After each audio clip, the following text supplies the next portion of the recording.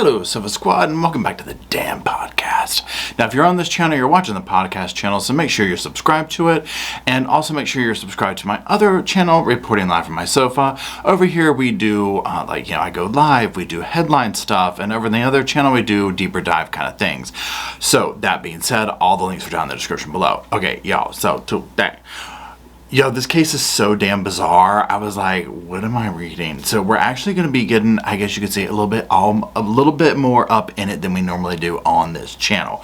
Because I really was just like, I started going further down the rabbit hole on it. So, that being said, we're going to look at a couple of clips, and we're also going to be going through a few different articles. So, I have my little computer in front of me, and what I want to do is just start off with a clip so that we can all kind of get on the same page here about who, what, when, where, why we are talking about today. An unusual case we first learned about in 2019 that court documents show unfolded here at Saudi Lake. I think the history of it in the media will show that a baptism by a police officer in the line of duty in exchange for leniency in a criminal case is beyond the pale. So who we're talking about here is Shandle Marie Riley. She was 42 years old. She was found deceased recently, and this comes not really on the tail end because this has been going on for a while. This is actually pre-pandemic, if you will. And we're going to revert now to a couple of articles or whatever. But that's who she was. She was recently found deceased. She was in the middle of suing officers for what you heard. I know it's bizarre, but it's a forced baptism. It gets even creepier. And apparently there's other victims out there, right? So what I'm going to do is switch over to an article that we're going to review. This is the original story. We're going to review a couple of different articles so we can just kind of all get on the same page with it. And let me set my phone down real quick. So this is from October 1st, 2019, and let me see where this is at. I'm going to post a little picture of it. This is News Channel 9 ABC. Let's see, does it say it's by anybody? No, it just says by WTVC. So anyways, let's keep going.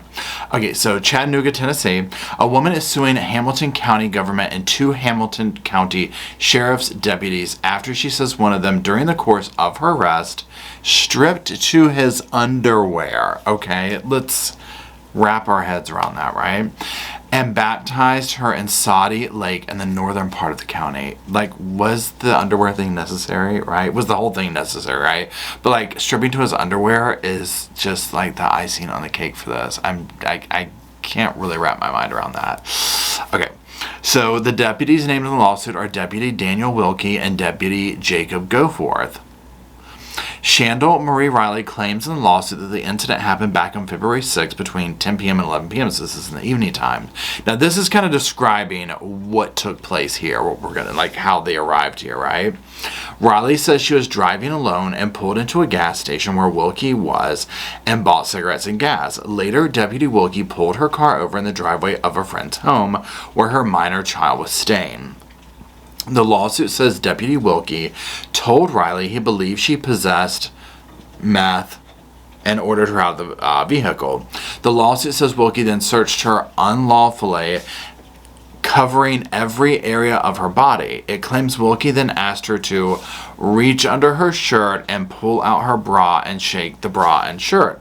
Riley says she asked if a female officer could be present for the search, to which Wilkie replied, the law did not require it. Wilkie then asked if she had anything illegal in her car, and she replied that she had a marijuana roach and a pack of cigarettes and gave him the pack. Wilkie then searched the vehicle and, according to the lawsuit, insulted the plaintiff, calling her a piece of you-know-what, saying she was lying about not having any other, substances. But the lawsuit says Wilkie found nothing other than that roach. Please hold on, scroll.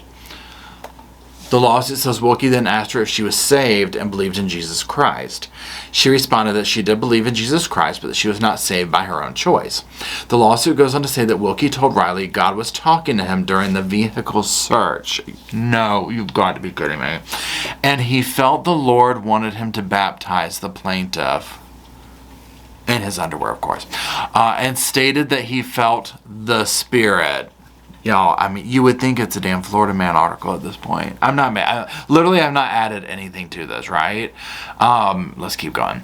Wilkie then told Riley to get Wilkie then told Riley to get towels inside the home for a baptism, and said he would issue her only a criminal citation for the marijuana and not take her to jail, according to the lawsuit. Riley says she got the towels and followed Mikey in his patrol car, not seeing where he was taking her. Riley says she was afraid to ignore him and not do as he commanded. I mean, I get it, right? I mean, at this point, you don't know if you're going to be killed. You know what I'm saying? Like, anything can pop off at this point. You know what I mean? So, anyways. The two arrived at Saudi Lake and were joined by Deputy Goforth. Oh, my God, they got another one. The lawsuit says Wilkie told Riley that Goforth was needed as a witness for the baptism to be valid. The lawsuit says Wilkie then stripped down to his boxer shorts and gave Riley the option to remove her clothes, which she declined. Thank God. It says Wilkie then led her to waist-deep cold water, put one hand on her back and the other on her breast, and submerged her underwater for several moments. At this moment, Riley says she felt horribly violated. I can't imagine why. Then, according to the lawsuit, Wilkie used one towel to dry off and let Riley dry off with the other one, while Goforth smirked at her while she was using it. This is creepy as hell. Let's see, the News Channel did obtain a citation written by Wilkie. That does not recount the baptism incident. It claims that he stopped Riley for attempted window violation and license tag obstruction, and says she admitted to having the roach in the car. February 6th, she pleaded guilty to possession of a controlled substance. She was given a suspended sentence, and she remains on probation. So the lawsuit is seeking $1 million in compensatory damages and $10 million in punitive damages. There's that. So 100% creepy, 100% unnecessary, right? I mean, who does this? Okay. So let's go back and look at another clip. This one might just kind of follow some of the stuff that we're. And now the TBI says the woman at the center of the lawsuit, Shandle Riley, has been found dead at a residence here on Log Cabin Lane in Saudi Daisy. So as I said before, she has found dead in the residence. At the time of this recording, we don't know what it's from. So we do not know, we don't know if it's, we don't know. I'm not going to even speculate, so I have no idea. So there's that. So let's continue. Riley is one of several people suing Hamilton County Deputy Daniel Wilkie. She claimed he stripped down to his underwear and baptized her in Saudi Lake after a traffic stop, offering a citation instead of an arrest if she agreed. It's an ongoing lawsuit that's seen many delays due to the pandemic and other factors, and with Riley's death comes another hurdle. So interesting, too, that there's other people with the same experience with this dude and possibly the other guy, right? So this is, it just blows my mind that this is not like an isolated incident. So there's that. So let's go look at another article here real quick. Okay, so now what we're going to do is we're going to review an article that was an updated version of the original article that I went over a minute ago. So it's by the same news station, all that stuff. And so this is updated April 8th, 2022. Hamilton County, Tennessee. A judge has weighed in a lawsuit filed against two Hamilton County deputies by a woman who says she was baptized shortly after a traffic stop. Let's see here. So we already read, the details of it. Deputy Goforth had several motions to dismiss the counts in the lawsuit. While the judge agreed to dismiss some, he still kept others in place. And he weighed in on what he basically thought that they did wrong. So I'm going to read some quoted things here from this article, which was also from the judge. So in his ruling, Judge Travis hold on, please hold. In his ruling, Judge Travis R. McDonough writes, no government interest is furthered by the baptism of a detainee by an on-duty law enforcement officer. I mean, I thought this was like basic, 101 police academy stuff, but apparently not. To the contrary, it is beyond dispute that at a minimum, the Constitution guarantees that the government may not coerce anyone to support or participate in religion or its exercise or otherwise act in a way which establishes a state of religion, the judge continues. Let's see now about Deputy Goforth. This is what the judge writes.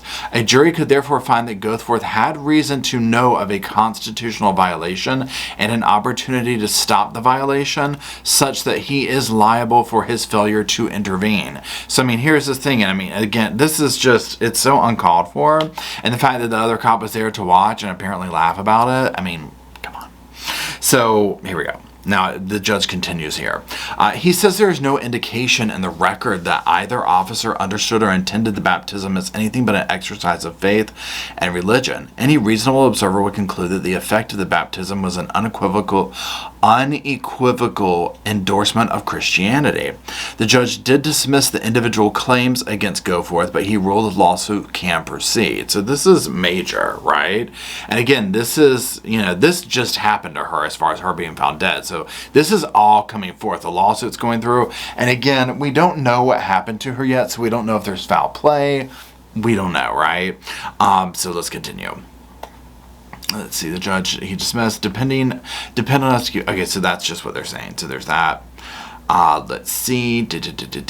Now, this was another one, so I'm kind of backtracking here. This is just the updated. This is March of 2020.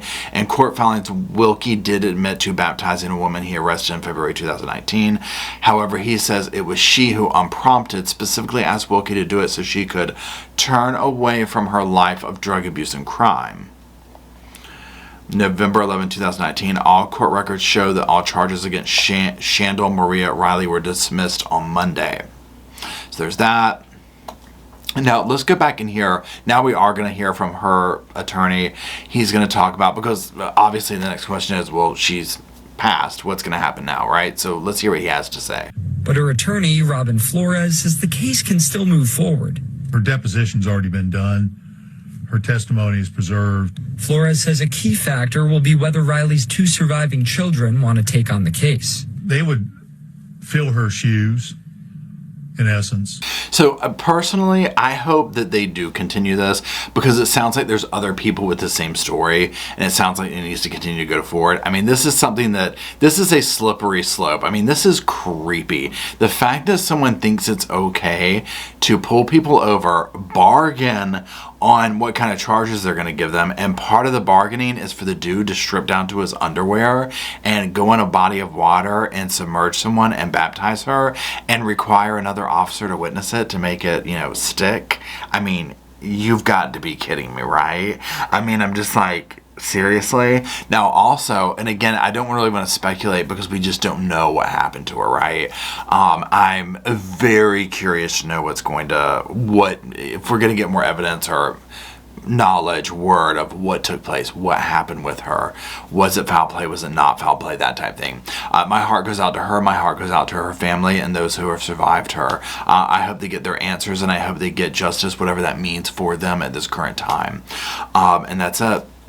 So let me know what you think down in the comments. This is bizarre. When I saw this, I was like, I have to come to y'all and talk to y'all about this, because this is such a strange case, and it's just another one of these where once you start unlayering it, you're like, what? And then there's more people, and then they did this, and they did that. It's just, I don't know what's going on in this town in Tennessee, but a lot seems to be. So anyways, I appreciate it. Don't forget to subscribe. If you like the video, then give it a like, give it a thumbs up, and I appreciate it. And until we gather around that damn computer, whoosh, I'll see you soon.